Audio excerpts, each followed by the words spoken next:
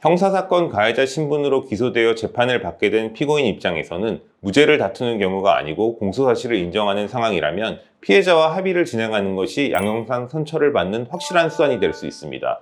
피해자가 있는 형사사건이라면 피해자 합의서가 재판부에 제출되면 피고인에 대한 처벌 수위는 확연히 강경될 수 있기 때문입니다. 다만 현실적으로는 합의를 하고 싶어도 피해자가 가해자 연락을 아예 거부하고 있다거나 피해자 연락처를 알 수 없어 합의 시도조차 할 수 없거나 피해자가 합의금을 너무 많이 불러서 여건이 되지 않는 등 상황도 자주 발생하고 있습니다. 이런 때라면 피고인 입장에서는 도저히 합의할 수 없을 것 같은데 그럼 공탁을 해도 될까요? 공탁이 가능한 것인지, 공탁 절차는 어떻게 될 것인지, 그리고 공탁을 한다면 형량 감소가 실제 될 것인지 궁금하실 것입니다. 이 내용에 관해 간단히 안내드리겠습니다.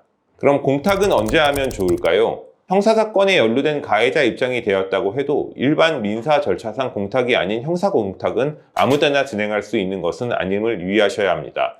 2022년 12월 9일부터 개정된 공탁법의 제5조의 2 형사공탁 특례 조항에 따르면 형사사건의 피고인이 법령에 따라 피해자의 인적사항을 알 수 없는 경우에 형사사건이 계속 중인 법원 소재지의 공탁소에 변제 공탁을 할 수 있다고 되어 있습니다. 따라서 피해자 인적사항을 몰라 합의가 안 되는 경우에 한해 형사공탁제도를 이용할 수 있는 것이며 그 시기도 이미 기소되어 형사재판을 받게 된 시점이 되어야 공탁이 가능하게 된다고 볼 수 있습니다. 즉 법문에서 알 수 있듯이 공탁제도를 활용하기 위해서는 공탁자가 형사사건 피고인 신분에 있어야 합니다. 경찰, 검찰청 수사 단계에서 조사를 받고 있는 피의자 신분이라면 형사공탁제도 활용은 불가능하고 기소되어 형사재판에 회부된 피고인 신분이 되어야 비로소 공탁을 할 수 있습니다.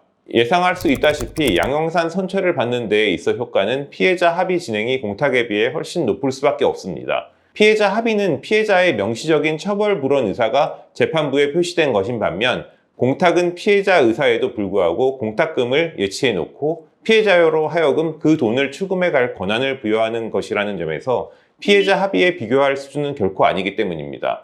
다만 공탁을 일단 진행한다면 차후 피해자가 그 공탁금을 출금해 가지 않더라도 공탁자는 그 돈을 다시 찾을 수는 없다는 점에서 재판부로서는 공탁이 진행된 경우라면 합의가 성사된 경우보다는 덜하겠지만 조금이라도 처벌 수위를 강경시켜 줄 수 있습니다. 이 부분은 구체적인 사건마다 개별적으로 달리 판단될 부분이라 정확한 언급은 어려운데요. 다만 실무상 본다면 피해자 합의가 성사되었을 때에 비해 반 정도 수준의 감형 효과는 있다고 볼 수 있습니다.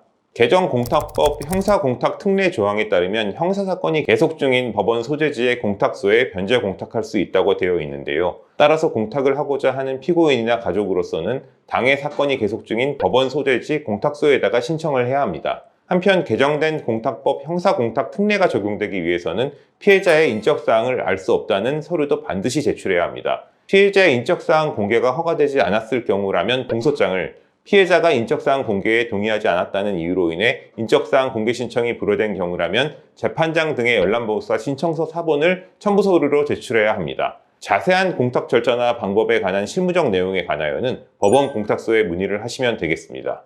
형사사건 피의자 신분으로 처벌이 불가피한 상황이라면 재판 이전 수사 단계 시점부터 변호인을 선임해 대응하는 것이 최선일 수 있습니다. 혐의 사실에 대한 법리 대응이나 자료 제출 절차에 있어 변호인 조력을 받는 것과 별개로 가능하다면 수사 단계에서부터 신속히 피해자 합의도 성사될 수 있도록 빠른 조치가 필요하겠습니다.